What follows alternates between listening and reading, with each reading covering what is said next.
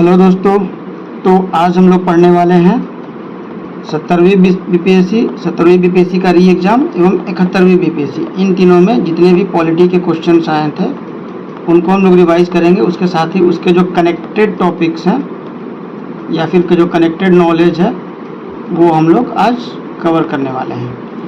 तो अभी 72nd BPSC का एग्ज़ाम जो है वो जुलाई 26 को संभावित है।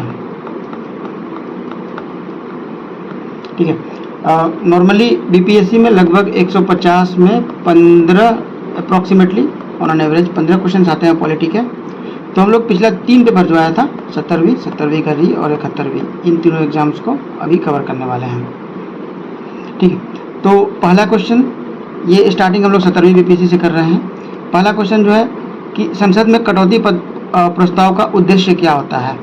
तो ठीक है, ये क्वेश्चन तो आ गया, बहुत कम चांस है कि ये क्वेश्चन रिपीट होगा, परंतु बीपीएससी क्या करता है, या तो उस क्वेश्चन को रिपीट करता है या फिर उससे कनेक्टेड या थीम या फिर सेम क्वेश्चन को दूसरे तरीके से पूछ लेता है। ठीक है।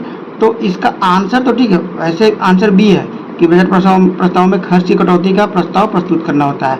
लेकिन अब इससे हम क्या क्या हमें और जानना चाहिए।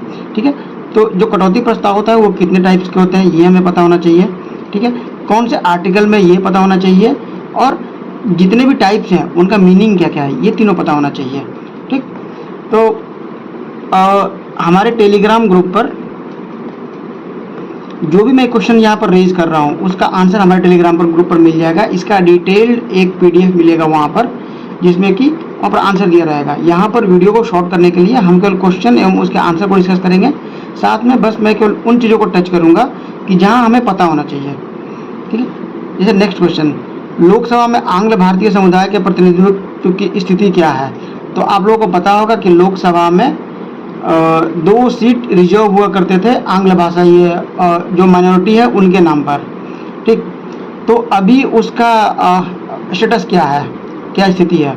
तो इसका आंसर बी है। आपको पता है कि 104 जो कॉन्स्टिट्यूशनल अमेंडमेंट एक्ट आया था उसमें इसको ख़त्म कर दिया गया था। पर साथ में बताइए आप, क्या राज्यसभा में कुछ आंग्ल भाषा के लिए रिजर्व सीट है क्या, और नहीं है तो राज्यसभा में किस चीज़ के लिए रिजर्व सीट है। सिमिलरली विधानसभा और विधान परिषद में क्या स्थिति है रिजर्वेशन की। ठीक है। और अगर कोई आर्टिकल अगर इससे रिलेटेड है तो वो आर्टिकल क्या है ये आपको हमारे टेलीग्राम ग्रुप में डिटेल से मिल जाएगा, आप वैसे पता कीजिएगा। मार्च 2024 में किए गए बदलाव के बाद वरिष्ठ नागरिकों के लिए डाक मतपत्र द्वारा मतदान करने की पात्रता आयु क्या है। तो जो वृद्ध लोग हो जाते हैं उनको डाक मतपत्र द्वारा मतदान करने की का फैसिलिटी दिया जाता है। तो चूंकि उस समय इलेक्शन था इसलिए यह सवाल आया था, अदरवाइज वो इतना इंपॉर्टेंट नहीं है। इन एनी केस पहले 80 साल था, 80 से बढ़ा करके उसको 85 कर दिया गया था, तो इसका आंसर बी हो जाएगा। वैसे भी अगर आपको गैस करना होगा, ठीक है, तो नॉर्मली आपको गैस इन दोनों में करना चाहिए था, क्योंकि 82 ये थोड़ा सा और टाइप का नंबर है, ऐसा नहीं होना चाहिए। ठीक है। और 90 कुछ ज़्यादा ही हो जाता है, तो 80 to 85 किया गया था। ठीक। नेक्स्ट, अच्छा हाँ, इसमें जो क्वेश्चंस हैं, ये जो इलेक्शन कमीशन है उसका आर्टिकल क्या है और कौन से पार्ट में मेंशन्ड है ये आपको पता होना चाहिए। जो नेक्स्ट क्वेश्चन है कि जो संविधान का कौन सा अनुच्छेद किसी सांसद के लाभकारी पद पर रोक लगाता है। तो जैसा कि हमें पता है कि जो मतलब कि एमपी हैं उन पर कुछ रेस्ट्रिक्शंस हैं कि वो लाभकारी पद को एक्वायर नहीं कर सकते हैं। ठीक है। तो उसका आंसर हो जाएगा वैसे तो सी, क्योंकि काफ़ी अंदर में पूछा गया है। तो नॉर्मली तो नहीं, बट अगर आप इसको याद करना चाहें तो नॉर्मली ऐसे याद करते हैं 102 टाइम टू सू, मतलब कि आर्टिकल 102 में जो फिनेंशियल बेनिफिट्स हैं उस पर रोक लगाने की बात की गई थी। बट ये 102 के अंदर में डिटेल्स में पूछ लिया गया है। नॉर्मली हम लोग इतना डिटेल्स में पढ़ते नहीं हैं, बट स्टिल अगर कोई एक्ट है या फिर कोई भी आपका अनुच्छेद है, अगर उस अनुच्छेद का जो मेजर पार्ट है लाभकारी पद, तो ये मेजरली इसी चीज़ के लिए हटाया जाता है ना, अगर आप उसको पढ़ेंगे तो मोस्ट प्रोबेबली इसका आंसर ए होना चाहिए था। मैंने यह अटेम्प्ट किया था और मैंने ए ही उसको टिक मारा था। ठीक। सिमिलरली जैसे 108 है तो 8 इज टू फैट लेडीज, ऐसा कुछ बोलते हैं इनको, just to remember it is two fat ladies. तो इसमें आपका ज्वाइंट सेटिंग की बात की गई है। सिमिलरली कुछ ट्रिक से आप लोग याद करने का प्रयास कीजिएगा जो इंपॉर्टेंट आर्टिकल्स हैं। अदरवाइज एक वीडियो में लेकर आऊँगा जिसमें मैं इंपॉर्टेंट आर्टिकल्स को ट्रिक के माध्यम से याद करवाने का प्रयास करूँगा। ठीक, नेक्स्ट क्वेश्चन, निम्नलिखित में तो कौन सा राष्ट्रपति बनने से पूर्व लोकसभा के अध्यक्ष रहे थे? ठीक, तो इसमें जो आंसर है नीलम संजीव रेड्डी जी, ये जो थे पहले लोकसभा अध्यक्ष थे और उसके बाद राष्ट्रपति बने थे। एक क्वेश्चन मैं यहाँ से पूछ रहा हूँ कि एक ऐसे राष्ट्रपति थे जिनका अपोज हुआ ही नहीं था, मतलब कि वो निर्विरोध रूप से चुने गए थे, तो आप लोग बता सकते हैं वो कौन थे? ये मुझे कमेंट बताइएगा आप लोग। ठीक, नेक्स्ट क्वेश्चन, 42वें संशोधन द्वारा कौन से 2 शब्द प्रस्तावना में जोड़े गए थे? एक्चुअली में 3 शब्द जोड़े गए थे। इसका आंसर अभी तो सी है, धर्मनिरपेक्ष एवं समाजवादी, परंतु 3 शब्द जोड़े गए थे, वो मुझे तीसरा शब्द बताइए आप लोग क्या है। अदरवाइज जो हमारे टेलीग्राम ग्रुप है और उसमें आपको मिल जाएगा। टेलीग्राम ग्रुप का यहाँ पर लिंक दिया हुआ है सारे पेज में, उस पर क्लिक कीजिएगा, आप ज्वाइन कर सकते हैं वहाँ पर। मंत्रिपरिषद की संख्या को किस संविधान संशोधन द्वारा लोकसभा सदस्यों की संख्या का 15% तक कर दिया गया? तो इसका आंसर वैसे डी है, 91 जो अमेंडमेंट एक्ट आया था उसमें कर दिया गया था। परंतु आप लोग मुझे बताइए था कि जो ये 15% है, क्या इसमें पीएम और सीएम इंक्लूडेड है? ठीक, और सेकंड, ये क्या स्टेट पर लागू होता है कि नहीं होता है? और दिल्ली और पुडुचेरी में इसका स्टेटस क्या है? इन तीनों सवाल का आप जवाब मुझे बताइएगा, अदरवाइज डिटेल पीडीएफ आपको ग्रुप में मिल जाएगा। और किन्हीं बहुत लोगों को यह लग रहा होगा कि मैं यहाँ पर केवल क्वेश्चन रेज कर रहा हूँ, उसके आंसर्स नहीं बता रहा हूँ। तो अगर एक एक क्वेश्चन को हम लोग इतना डीप में डिस्कस करने लगे तो एक एक वीडियो अपने 2-2 घंटे के हो जाएंगे, एटलीस्ट 1 घंटे का तो हो ही जाएगा। So that is why I am keeping it short and answers, don't worry, I will give you all the answers which I am raising over all the answers to the questions which I am raising over here. अब जो अनुच्छेद है, next question 243J के अंदर पंचायतों का लेखा प्रबंधन से संबंधित नियम कौन बनाता है? ठीक, इसका आंसर है ए, जो राज्य का विधानमंडल है वही बनाएगा, संसद बनाने का कोई चांस नहीं है। राज्य का वित्त आयोग है, तो वित्त आयोग का लिमिटेड पावर रहता है। और जिला का कलेक्टर, और इसमें अगर किसी को नहीं पता तो जिला कलेक्टर, इसमें कन्फ्यूजन होना चाहिए था, बट चूंकि पंचायत एक बड़ा चीज़ है और हर जिले में डिफरेंट रूल नहीं हो सकते हैं, इसीलिए राज्य का विधानमंडल बनाता है। साथ में आपको मैं आपसे कुछ क्वेश्चंस रहेंगे। 243G क्या बोलता है, 243I क्या बोलता है, 243K किससे रिलेटेड है? ऐसे नॉर्मली बोलते हैं आई से इनकम होता है, तो इसका मतलब कि जो स्टेट फिनांस कमीशन होता है ये आपका 243I में है। सिमिलरली के जो है ये आपका जो इलेक्शन के लिए है, जो स्टेट इलेक्शन बॉडी होती है उसके लिए, स्टेट इलेक्शन कमीशन। चलिए नेक्स्ट क्वेश्चन। अच्छा, एक क्वेश्चन और पूछता हूँ मैं यहाँ पर, जो स्टेट में मतलब कि अभी बिहार में जो चुनाव हुआ था, बिहार विधानसभा चुनाव हुआ था ना अभी, तो इसको कौन कंडक्ट कराता है? इलेक्शन कमीशन ऑफ इंडिया या फिर बिहार का स्टेट इलेक्शन कमीशन? ये बताइएगा मुझे आप लोग। संविधान की 10वीं अनुसूची का संबंध किस विषय संबंध विषय को छोड़कर अन्य किसी आधार पर राज्य विधानसभा से अयोग्यता का निर्णय कौन करता है? ठीक है, तो ये पूछ रहा है कि ये फाइनल डिसीजन किसके हाथ में है कि वो अयोग्य हो गया या नहीं हुआ है, तो इसके लिए है वो बी। ठीक है, संविधान में किसी, एक मिनट, इसका मुझे एक बार देखना पड़ेगा। संविधान के जो 10 शेड्यूल के संबंध विषय को छोड़कर अन्य किसी आधार पर राज्य विधानसभा से अयोग्यता का निर्णय, अच्छा 10वीं अनुसूची को छोड़कर है, ठीक है ना, 10th शेड्यूल को छोड़कर है तो राज्यपाल करेगा। अगर ये 10th शेड्यूल में आ जाता तो उस केस में कौन करता? ये स्पीकर करते हैं अपने, ठीक है। और इसमें आपको एक चीज़ बताइएगा, जब ये रूल आया था तो अभी मर्जर और डिफेक्शन दोनों में क्या डिफरेंस है और कौन सा अलाउड है, ठीक है, और ये कौन सा कॉन्स्टिट्यूशनल अमेंडमेंट एक्ट से आया था, ये आप देखिएगा। थोड़ा सा हिंट कर देता हूँ, राजीव गांधी के टाइम में आया था, 1985 की बात है। जुलाई 2024 में भारत सर्वोच्च न्यायाधीश के रूप में नियुक्ति से पहले न्यायमूर्ति एन कविस्टर सिंह किस उच्च न्यायालय के मुख्य न्यायाधीश थे? ये जुलाई 2024 का न्यूज़ था, इसीलिए उस साल पूछा गया था। अदरवाइज अब ये उतना इम्पोर्टेंट रहा नहीं है, ठीक है। बट यहाँ पर आपके लिए क्वेश्चन रहेगा, जो कॉलेजियम है किसी सुप्रीम कोर्ट के जज के अपॉइंटमेंट के लिए, उसके मेंबर्स कौन कौन है और उनकी वोटिंग कैसे होती है, मतलब डिसीजन कैसे होता है। ठीक है, कितने समय में राज्यपाल किसी साधारण बिल को संबंधित राज्य के विधानमंडल में पुनर्विचार हेतु लौटा सकता है। ठीक है, तो इसका जो आंसर है, इसके लिए कोई समय सीमा नहीं तय की गई है। और जो पॉकेट वीटो होता है उसका कॉन्सेप्ट क्या है, और पॉकेट वीटो का जो कॉन्सेप्ट है इसी से रिलेटेड है। आप लोग इसका एक बार आंसर दीजिएगा कमेंट में, अदरवाइज आपको टेलीग्राम पर मिल जाएगा। ठीक है, नेक्स्ट क्वेश्चन, संविधान सभा द्वारा भारतीय ध्वज को किस तिथि को अपनाया गया था? यह है आप, इसका जो आंसर है आपका 22 जुलाई 1947 को। जैसे इसको ऐसे याद रखिए कि 15 अगस्त को 15 अगस्त 1947, देखिए इसके जस्ट एक महीना पहले की बात है, तो उसको अपनाया गया था। 15 अगस्त को कौन सा झंडा फहराते हैं हम लोग अगर इसको अपनाते नहीं तो, इसीलिए 22 जुलाई 1927 को ही इसे अपना लिया गया था। सेम डे कुछ और भी किया गया था क्या, ये आप लोग जरा पता कीजिएगा। तो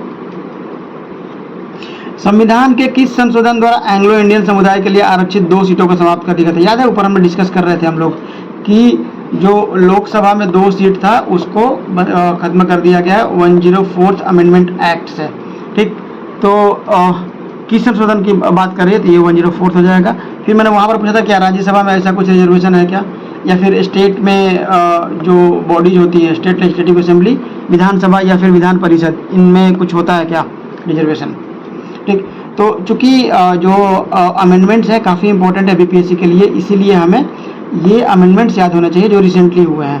ठीक है, तो 100 अमेंडमेंट क्या था, 101 क्या था, 102 क्या था, 103, 104, 105, 106। तो 104 तो आप लोग यहीं पर देख लिए। 106 है, ये नारी शक्ति वंदन एक्ट है।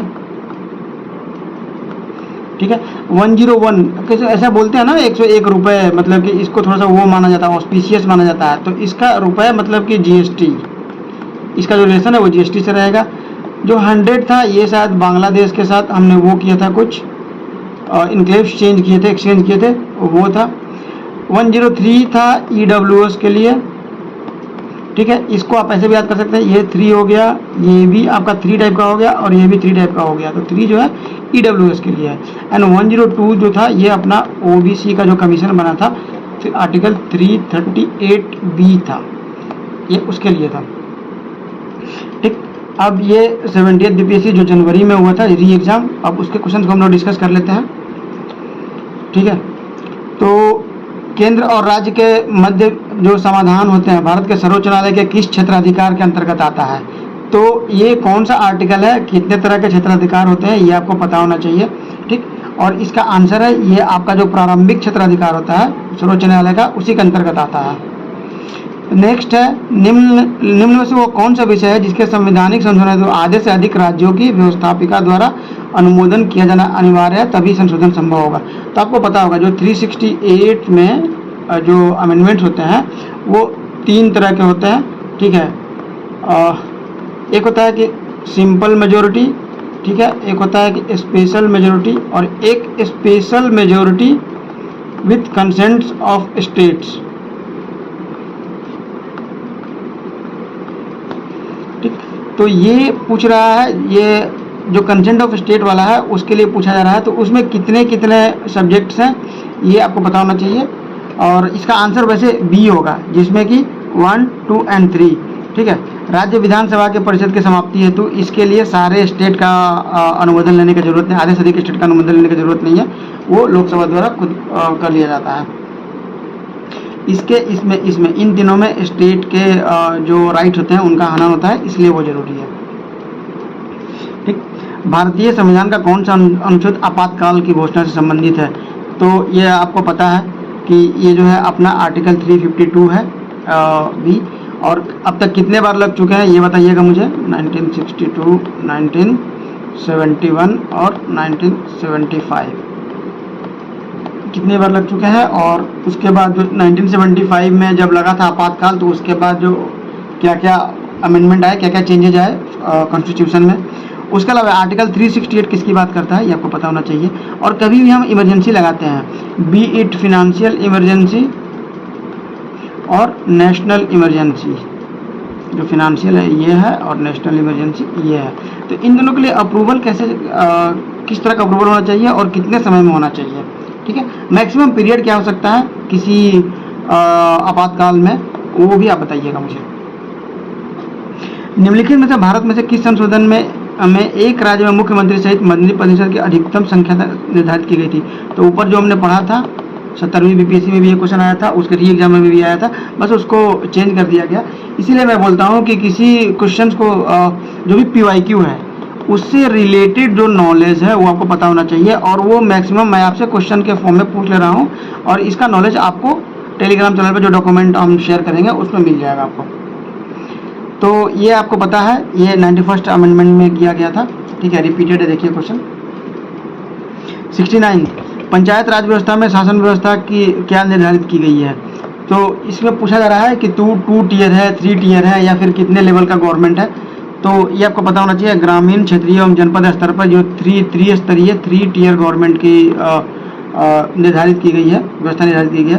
परंतु ये एक पॉपुलेशन पर, फिक्स पॉपुलेशन पर डिपेंड करता है, और सारे स्टेट के लिए 3 टीयर नहीं है, कुछ जगह के लिए ये 2 टीयर भी है। तो आप बताइएगा कि कौन कितना पॉपुलेशन डिसाइड करता है कि 3 टीयर होगा या 2 टीयर होगा, ठीक है। नेक्स्ट क्वेश्चन, भारतीय संविधान निम्न में से किस अनुसूची में दल विरोधी अधिनियम के प्रावधान रखे गए हैं। तो दल विरोधी ये वही आपका जो एंटी डिफेक्शन वाला ना, जो ऊपर पढ़ रहे थे। लास्ट में हम लोग ये भी डिस्कस करेंगे कि इन 3 पेपर्स में देखने के बाद हमें क्या क्या इंपॉर्टेंट लग रहा है, ठीक है। तो इसका तो पता है हमें, जो 10th शेड्यूल है उसकी बात कर रहा है। 10th शेड्यूल है ये आपका 10th schedule. Aaya Ram Gaya Ram case था एक हरियाणा का, उसमें एक थे, उन्होंने 1 साल में 3 पार्टियां बदल ली थी। तो उसी के बाद ये डिमांड उठा था चेंज करने का, और जो 52nd अमेंडमेंट एक्ट था उसमें इसको लेकर के आया गया, ठीक है। तो ये बताइए कॉन्स्टिट्यूशनल अमेंडमेंट एक्ट कौन सा था। हु डिसाइड्स कि जो डिफेक्शन के बाद उनका डिस्क्वालिफिकेशन पर कौन डिसाइड करता है। कोई टाइम लिमिट है क्या कि इनको अगर X पर्सन को डिसाइड कर रहा है तो इनको कुछ टाइम लिमिट दिया गया क्या। सुप्रीम कोर्ट का कोई केस भी रिलेटेड है क्या इससे। मैं हल्का सा हिंट दे देता हूँ, एक कैशम मेघचंद्रा केस था,